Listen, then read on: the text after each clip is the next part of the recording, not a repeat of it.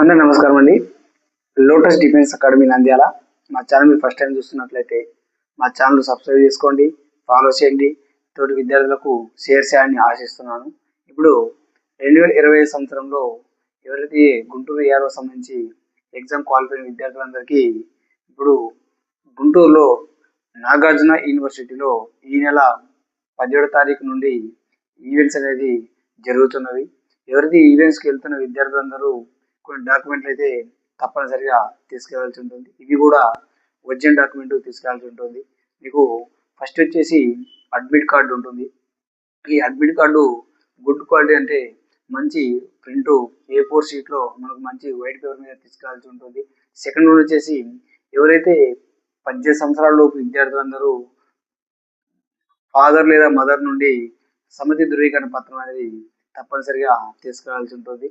అలానే 10th inter మరియు ఆపై అంటే డిగ్రీ కానీ మీకు ఏదన్నా హైయర్ ఎడ్యుకేషన్ ఉన్నా కానీ ఒరిజినల్ డాక్యుమెంట్ అయితే తీసుకెళ్లాల్సి ఉంటుంది. అలానే 4th వన్ వచ్చేసి రెసిడెన్స్ సర్టిఫికేట్ ఉంటుంది. అలానే 5th వన్ వచ్చేసి టీసీ లేదా బోనఫైడ్ సర్టిఫికేట్ స్కూల్ నుండి తీసుకెళ్లాల్సి ఉంటుంది. అలానే క్యాస్ట్ సర్టిఫికేట్ ఉంటుంది. అలానే నేటివిటీ సర్టిఫికేట్ ఉంటుంది.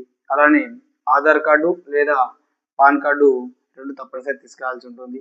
ఎన్సీ సర్టిఫికేట్ లేదా సోర్స్ సర్టిఫికేట్ ఉన్నా కానీ తీసుకెళ్ళవచ్చు. అలానే స్కూల్ నుండి క్యారెక్టర్ సర్టిఫికేట్ తీసుకోవాల్సి ఉంటుంది. అలానే పోలీస్ వెరిఫికేషన్ సర్టిఫికేట్ కూడా తీసుకోవాల్సి ఉంటుంది.